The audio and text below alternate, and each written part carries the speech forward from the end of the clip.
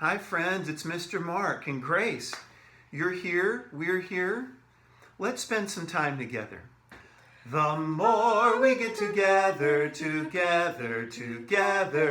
more we get together, the happier we'll be. For your friends are my friends and my friends are your friends. The more we get together, the happier we'll be.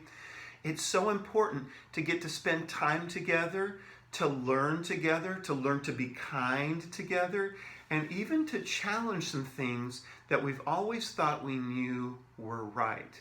It's also a chance to look and see what's in the box that Gracie brought. Would you like to see what's in the box? Let's find out what's in the box today. Here we go.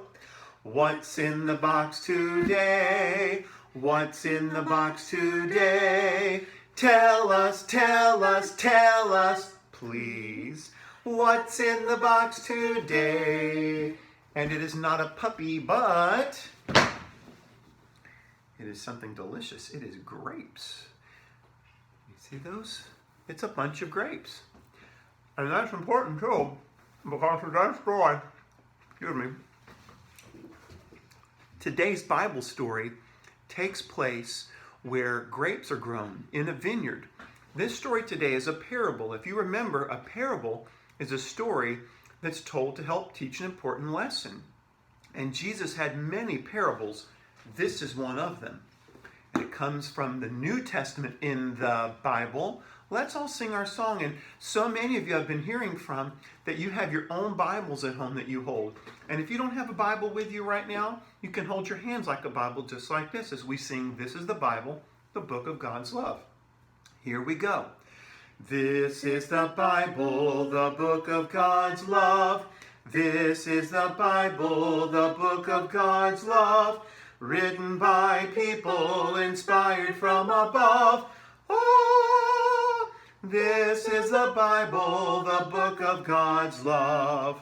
And today's Bible story is the parable of the vineyard workers.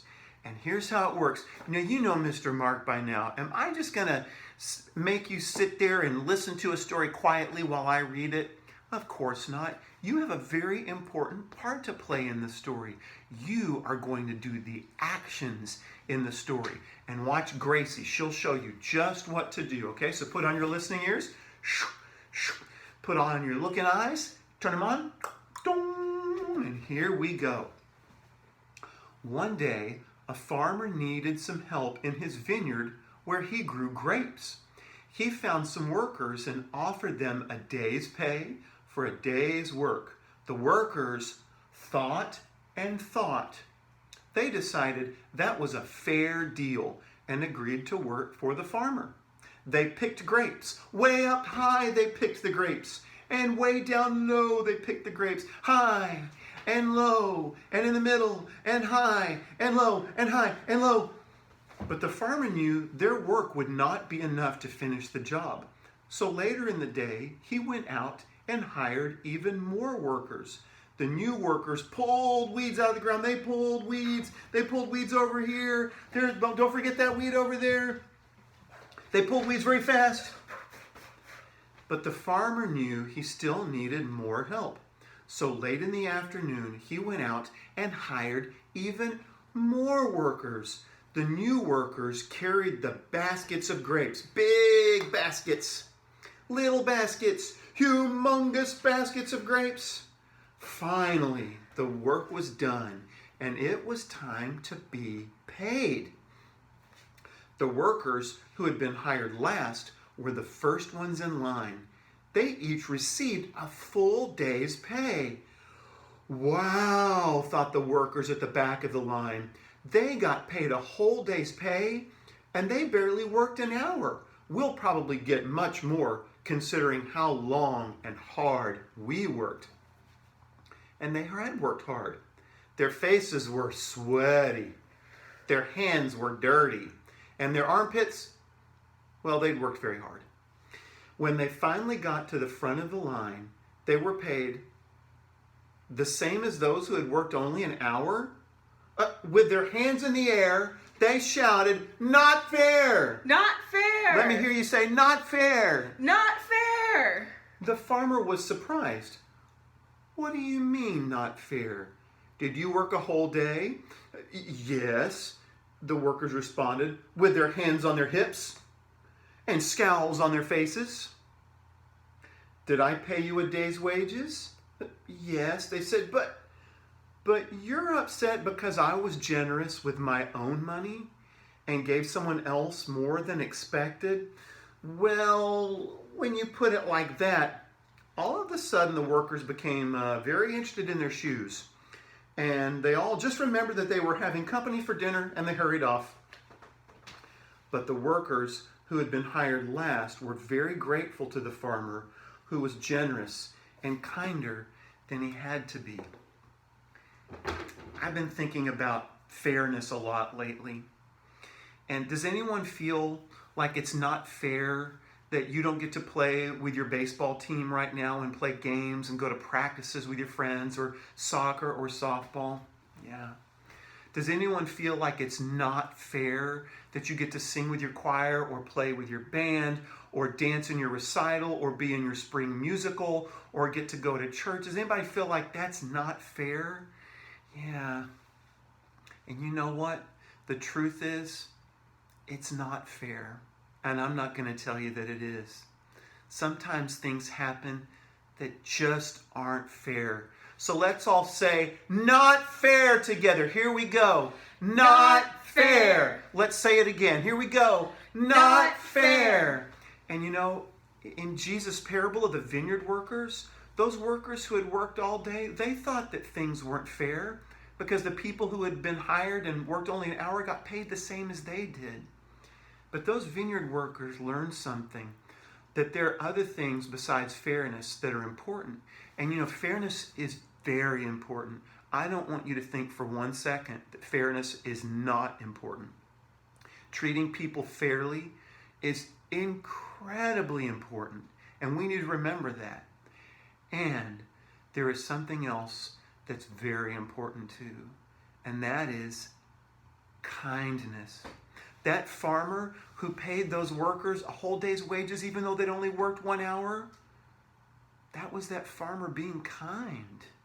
And you know what we're doing right now by sheltering in place, by putting on hold some of the things we like to do, like play in those games and sing in those concerts, while it does feel not fair, it is so very, very kind. You know, kindness is different than niceness. Being nice is nice, but being kind means going out of your way to show care for others by sheltering in place, by making sure that we don't spread these germs and this virus. You are going out of your way to be kind. It's a wonderful thing that you are doing. That said, being home for a long time can still feel not fair. So whenever something doesn't feel fair or feel right or hurts us on the inside or hurts our feelings, take it to God. So let's do a not fair prayer. Let's start with our hands like this. When things feel fair, when things feel right with the world.